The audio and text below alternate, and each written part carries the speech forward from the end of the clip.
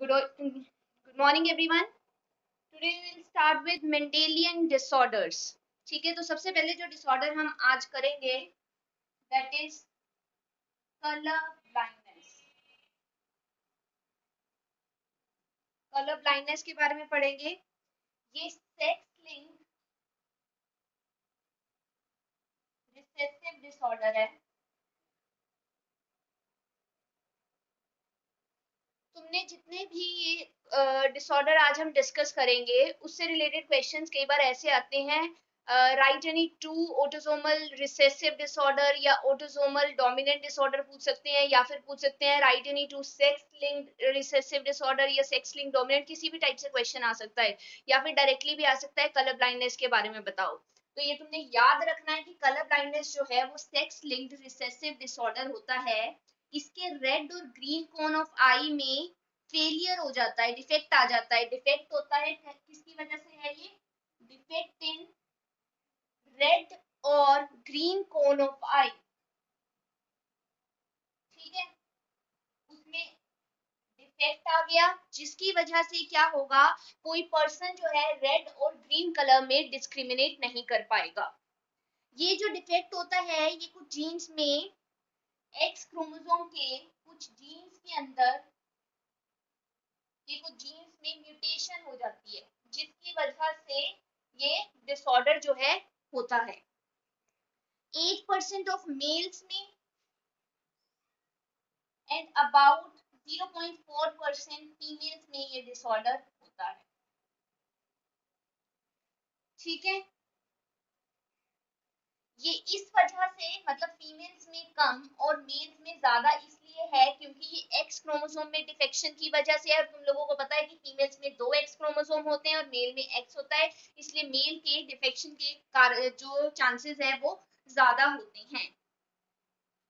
अब जो सन होगा, जो देखो 50 पर, अगर फीमेल को ये डिसऑर्डर हो गया है या फीमेल उसकी कैरियर भी है तो क्या होगा, सन के, तुम्हें पता है फीमेल से सन को आगे पास होता है, तो 50% चांसेस है सन को ये डिसऑर्डर होगा और 50% ही चांसेस हैं कि ये सन को डिसऑर्डर नहीं होगा अगर फीमेल से पास हो रहा है सन को.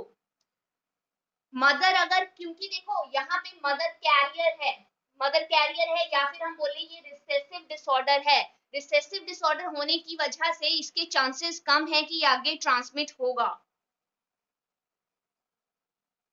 डॉटर जो होगी वो नॉर्मली कलर ब्लाइंड नहीं होगी. डॉटर को देखो, अगर फादर का ये है हमारा, फादर की अगर हम बात करें, ठीक है, अगर डॉटर को फादर से ये वाला जा रहा है और मदर का एक नॉर्मल चला जा रहा है तो बेसिकली चांसेस कम है कि डॉटर जो है उसको कलर ब्लाइंडनेस होगा. वो कैरियर हो सकती है, कलर ब्लाइंड होने की चांसेस डॉटर के कम है as compare to the sun.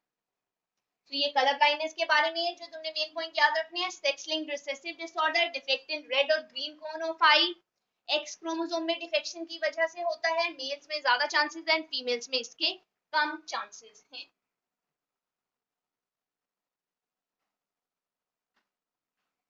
Next जो आज हम करेंगे दैट इज हीमोफीलिया.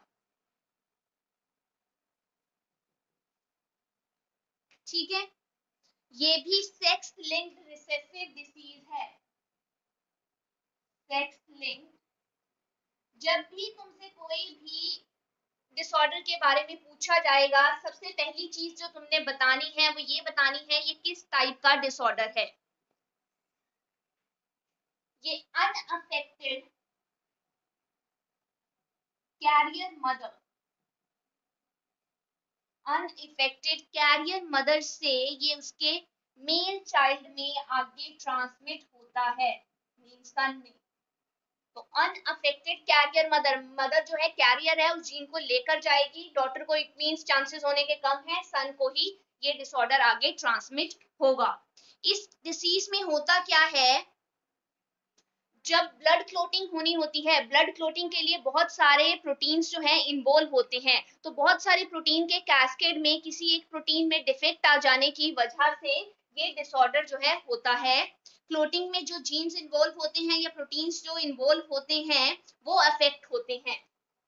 प्रोटीन्स जो कि इन्वॉल्व होते हैं इन ब्लड क्लोटिंग, उसमें डिफेक्ट आने की वजह से ये डिसऑर्डर जो है आगे ट्रांसमिट होता है।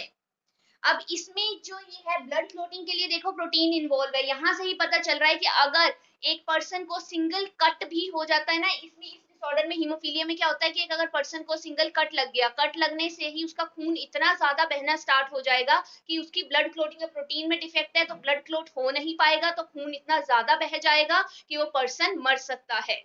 तो single cut is harmful, single cut भी उसके लिए पर्सन के लिए हार्मफुल हो सकता है। इसमें बेसिकली यही है कि हेट्रोजाइगस मदर, कैरियर मदर, या फिर हम बोले heterozygous mother, heterozygous H for haemophilia, heterozygous mother जो है वो अपने सन में आगे ये जीन ट्रांसफर करेगी और सन ही ज्यादातर इस केस में क्या होगा, अफेक्ट होगा। और फैमिली अगर हम इसकी एग्जांपल है, क्वीन विक्टोरिया थी जिसने ये अपनी फैमिली में आगे हीमोफीलिया जो है ट्रांसमिट किया था। कि क्वीन विक्टोरिया ये हीमोफीलिया इसने अपनी पूरी फैमिली में जितने भी आगे सन, नेक्स्ट देन फिर सन्स, तो सारे को अफेक्ट कर दिया था हीमोफीलिया से दिस लेडी ने। तो ये हीमोफीलिया के बारे में है। Sex linked recessive disorder, unaffected carrier mother, तो ये विक्टोरिया जो थी ये अनअफेक्टेड थी और कैरियर मदर थी, ये आगे अपने सारे सन में इसने क्या कर दिया, ये पूरी फैमिली में इसने आगे ट्रांसमिट कर दिया। तो इसमें बेसिकली ब्लड क्लोटिंग में जो प्रोटीन्स इन्वॉल्व होते हैं उनमें डिफेक्ट आ जाता है, जिसकी वजह से अगर एक पर्सन को सिंपल सा कट भी लग जाए तो उसके इतने ज्यादा खून बहेगा कि वो मर सकता है। This is about hemophilia. Next है हमारा सिकल सेल अनीमिया।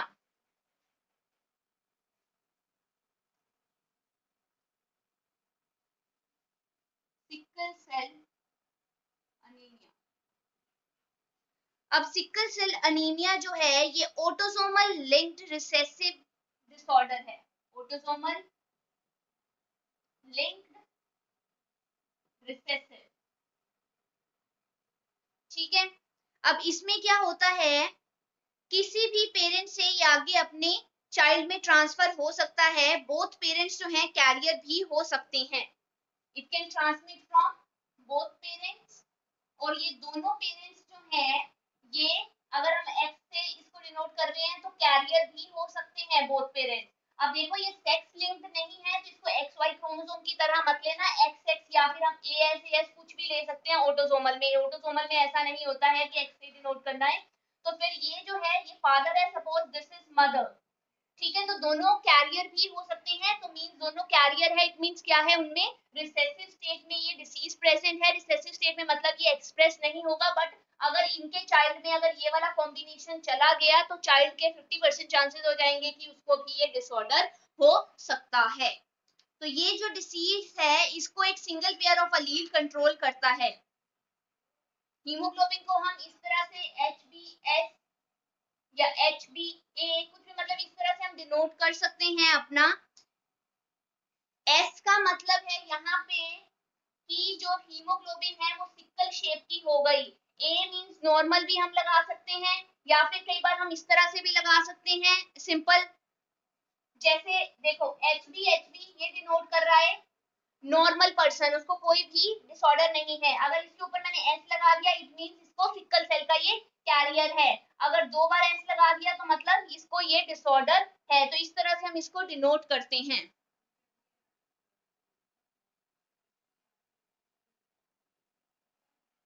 इसमें क्या होता है कि 50% चांसेस है, यहाँ पे मैंने तुम्हें बता ही दिया कि 50% चांसेस हो रहे हैं। अगर कैरियर पेरेंट है तो 50% चांसेस है कि ये डिसऑर्डर जो है आगे ट्रांसमिट होता है।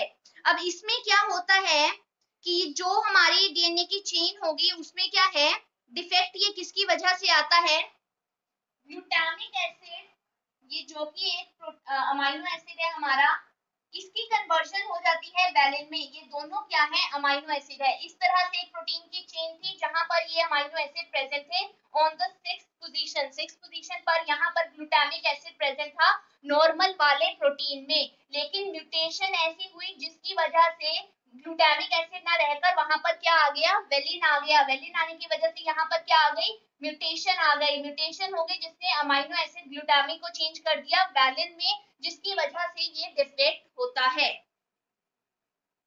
इसको अगर मैं डिनोट के लिए तुम्हें बताऊं ये कैसे करते हैं, तो सिंपल ग्लूटामिक एसिड GAG, यहाँ पर GAG प्रेजेंट था, जहां पर म्यूटेशन हुई जिसकी वजह से GAG की जगह GUG आ गया, ये कोड कर रहा था ग्लूटामिक एसिड के लिए, ये कोड करता है वैलिन के लिए।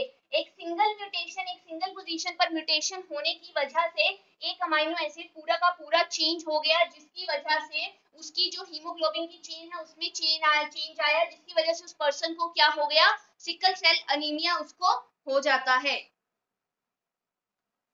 तो सिंगल बेस सब्स्टिट्यूशन हुई है इसमें, सिंगल बेस सब्स्टिट्यूशन,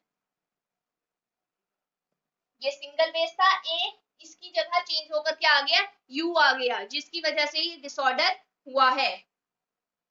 अब जो पर्सन हीमोग्लोबिन जिसको हो जाता है उसमें क्या हो जाता है, ये जो म्यूटेंट हीमोग्लोबिन मॉलिक्यूल होगा इससे क्या होगा, बेसिकली आरबीसी की शेप चेंज हो जाती है। आरबीसी नॉर्मली इस तरह से अगर हैं तो वो सिकुड़ कर इस तरह से बन जाएंगी, सिकल शेप बन जाती है, जिसकी वजह से ऑक्सीजन की डिमांड जो है एक पर्सन की पूरी नहीं हो पाएगी। सिकल शेप होने की वजह से उसकी ऑक्सीजन की डिमांड जो है वो पूरी नहीं हो पाएगी। अगर वो हाई एल्टीट्यूड वाली जगह पर जाता है तो वहां पर क्या होगा, उसको ऑक्सीजन में प्रॉब्लम, ऑक्सीजन सांस लेने में प्रॉब्लम आ सकती है, क्योंकि उसकी सिकल शेप की आरबीसीज हो गई है, जिसकी वजह से उसको ये प्रॉब्लम हो सकती है ऑक्सीजन की, और बेसिकली वो डाई भी कर सकता है।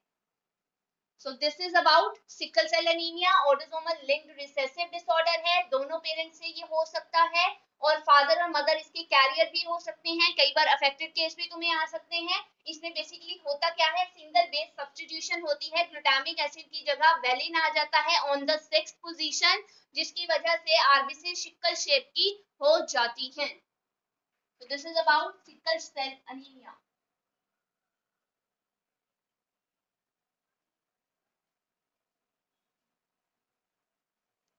Next is phenylketonuria.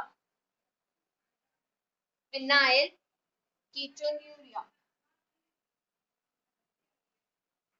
Phenylketonuria जो है ये इनबोर्न एरर होता है, इनबोर्न एरर है, पैदा होने से ही ये एरर आया, और ये जो डिसऑर्डर है ये इनहेरिट है होता है as a autosomal recessive trait की फॉर्म में, inherited in the form of autosomal recessive trait. Affected individual जो होता है, जो अफेक्टेड इंडिविजुअल होगा, इफेक्टेड पर्सन होगा, उसमें क्या होता है, बेसिकली एक एंजाइम जो है प्रेजेंट नहीं होता, enzyme it lacks, enzyme, enzyme जो है ये लैक करता है, इसमें एंजाइम जो है प्रेजेंट नहीं होता है। कौन सा एंजाइम प्रेजेंट नहीं होता है, जो एंजाइम फिनाइलकीटोनुरिया को टायरोसिन में कन्वर्ट करता है, जो एंजाइम चाहिए होता है for the converting of the amino acid phenyl, phenylalanine, not ketonuria, phenylalanine, phenylalanine को जो टायरोसिन में कन्वर्ट करता है, जिसकी वजह से बॉडी के अंदर बहुत सारा ये फिनाइल एलेनिन जो है इकट्ठा होना स्टार्ट हो जाता है और कन्वर्ट हो जाता है फिनाइल पार्विक एसिड में, फिनाइल पार्विक एसिड में ये कन्वर्ट हो जाता है। इसकी वजह से ब्रेन के अंदर इसकी अकोमोलेशन होने की वजह से पर्सन को मेंटल रिटार्डेशन हो सकती है, ठीक है, मेंटल रिटार्डेशन हो सकती है, और ये जो है यूरिन के थ्रू बेसिकली एक्सक्रीट होता है, क्योंकि किडनीज इसकी प्रॉपर्ली एब्जॉर्प्शन नहीं कर पाते। फिनाइलकीटोनुरिया जो है इनबोर्न एरर है, ऑटोसोमल रिसेसिव ट्रेट की वजह से ये होता है। जिस पर्सन में फिनाइलकीटोनुरिया हुआ होता है उसमें एक एंजाइम की प्रेजेंस नहीं होती, वो एंजाइम क्या काम करता है, बेसिकली वो फिनाइल एलेनिन को टायरोसिन में कन्वर्ट करता है। ये फिनाइल एलेनिन भी एक अमाइनो एसिड है, टायरोसिन भी एक अमाइनो एसिड है, इसकी कन्वर्शन करता है। अब अगर ये इसकी कन्वर्शन, अब एंजाइम प्रेजेंट नहीं है तो इट मीन इसकी कन्वर्शन नहीं हो पाएगी, जिसकी वजह से वो फिनाइल एलेनिन फिनाइल पार्विक एसिड में कन्वर्ट हो जाएगा और वो उस पर्सन के ब्रेन में इकट्ठा होना स्टार्ट हो जाएगा, पॉइजन की तरह एक्ट करेगा और मेंटल रिटार्डेशन उस पर्सन को हो सकती है। So this is about phenylketonuria.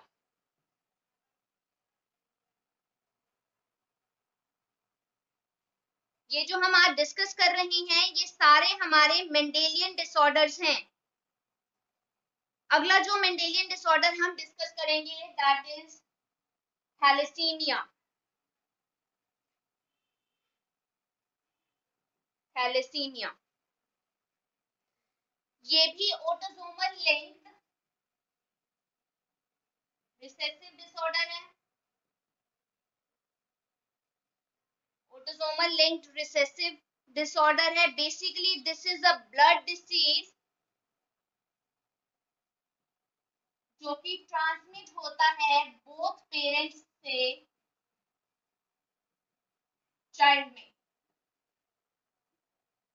ठीक है, दोनों पेरेंट्स जो होते हैं वो अनअफेक्टेड कैरियर्स भी हो सकते हैं। मींस पेरेंट को ये डिसऑर्डर नहीं है लेकिन वो उसका जीन कैरी करके आगे ले जा सकते हैं। ये जो डिसऑर्डर होता है किसी को, ये होता है म्यूटेशन या फिर डिलीशन की वजह से म्यूटेशन हो जाती है या फिर डिलीशन हो जाती है, जिसकी वजह से क्या होता है कि rate of synthesis of one of the globin chain of haemoglobin कम हो जाती है। हीमोग्लोबिन जो है इसकी बेसिकली दो चेन्स होती है, alpha chain and beta chain. इसमें म्यूटेशन, इसमें क्या होता है, म्यूटेशन आने की वजह से हीमोग्लोबिन की कोई भी एक चेन, अल्फा चेन भी हो सकती है, बीटा चेन भी हो सकती है, कोई भी एक चेन का सिंथेसिस नहीं हो पाएगा। ठीक है, सिंथेसिस नहीं हो पाएगा, जिसकी वजह से अब तुम्हें पता है हीमोग्लोबिन क्या काम करता है। हीमोग्लोबिन ऑक्सीजन को कैरी करके लेकर जाता है। अब अगर कोई एक चेन सिंथेसिस नहीं हो पाई तो ऑक्सीजन के मॉलिक्यूल को प्रॉपर्ली कैरी नहीं कर पाएगा, ऑक्सीजन की डेफिशिएंसी हो जाएगी पर्सन में। ये एबनॉर्मल हीमोग्लोबिन मॉलिक्यूल बनाता है जिसकी वजह से पर्सन को अनीमिया हो जाता है। ऑक्सीजन नहीं ले जा पाएगा, ब्लड का ट्रांसपोर्ट नहीं हो पाएगा, अनीमिक हो जाएगा वो पर्सन। और इस डिसऑर्डर का बेसिकली कैरेक्टरिस्टिक यही है, अगर तुम्हें पूछा जाए name a disorder in which a person is having anaemia, तो उसमें थैलेसीमिया के बारे में तुम डिस्कस करोगे कि थैलेसीमिया में ऐसा होता है। अगर तो अल्फा चेन का सिंथेसिस नहीं हो पाया तब क्या बोलते हैं हम, पर्सन को अल्फा थैलेसीमिया है, क्योंकि अल्फा ग्लोबिन चेन नहीं बन पाई या उसमें अफेक्टेड हो गया। वाइल बीटा थैलेसीमिया में हम क्या बोलेंगे कि हीमोग्लोबिन की बीटा चेन नहीं बन पाई, उसका सिंथेसिस नहीं हो पाया है। तो मतलब इसको हम अल्फा थैलेसीमिया या फिर बीटा थैलेसीमिया से भी डिनोट कर सकते हैं। अल्फा में अल्फा चेन में हीमोग्लोबिन की डिफेक्ट आया होगा और बीटा में क्या होगा, बीटा चेन में उसके डिफेक्ट आएगा। अल्फा थैलेसीमिया जो होती है उसमें अल्फा थैलेसीमिया को बेसिकली दो closely linked gene HbA and HB2,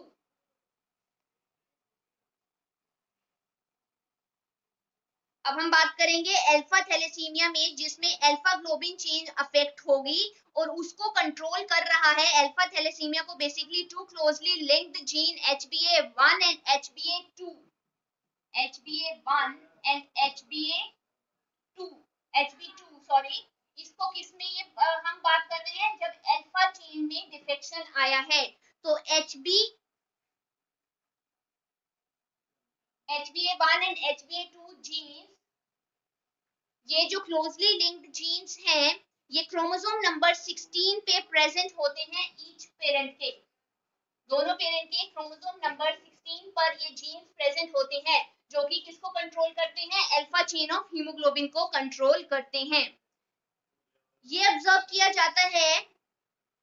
अब देखो इनमें क्या ऑब्जर्व किया जाता है बेसिकली कि इन जीन्स में डिफेक्ट आ गया या इन जीन्स में म्यूटेशन हो गई, जिसकी वजह से अब देखो एक ये पेरेंट में प्रेजेंट, एक फादर में प्रेजेंट है, सेम ही एक फादर मदर में प्रेजेंट है, तो इसकी दो कॉपीज हो गई, इसमें भी मदर में भी एक है और फादर में भी एक है, तो टोटल 4 कॉपीज हो गई इन जीन्स की जिनके अंदर म्यूटेशन आ सकती है और ये डिसऑर्डर जो है अल्फा चेन जो है डिफेक्ट हो सकती है।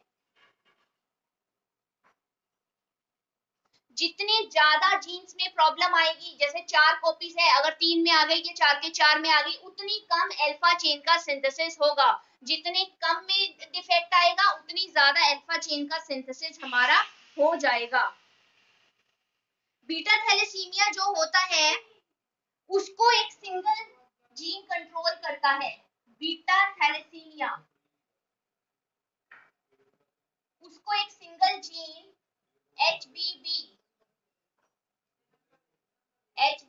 कंट्रोल करता है। एक सिंगल जीन ही उसको कंट्रोल करता है जो कि क्रोमोसोम नंबर 11 पे प्रेजेंट होता है ईच पेरेंट के। क्रोमोसोम नंबर 11 पे प्रेजेंट होता है ईच पेरेंट के। और इन्हीं में अब देखो सिंगल जीन है, एक फादर में हो गया इसकी कॉपी, एक मदर में हो गई, मींस इसकी 2 कॉपीज हो गई। ठीक है, 2 कॉपीज हो गई।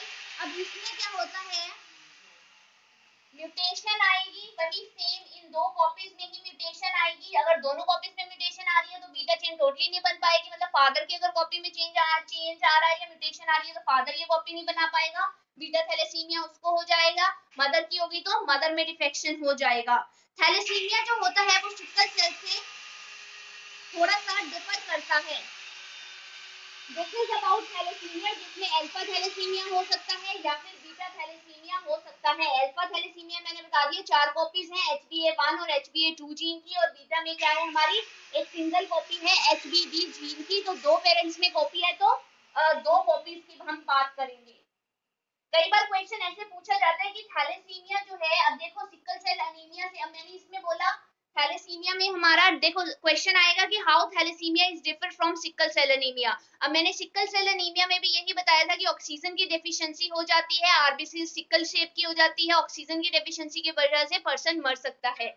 अब इसमें भी यही चीज हो रही है, लेकिन डिफरेंस क्या है, इसमें हीमोग्लोबिन की चेन में डिफेक्शन आने की वजह से हमारी ऑक्सीजन की कमी हो रही है। तो ये दोनों डिसऑर्डर आपस में डिफरेंस करते हैं। तो तुमसे क्वेश्चन इस तरह से पूछा जा सकता है, how thalassemia is differ from sickle cell anaemia.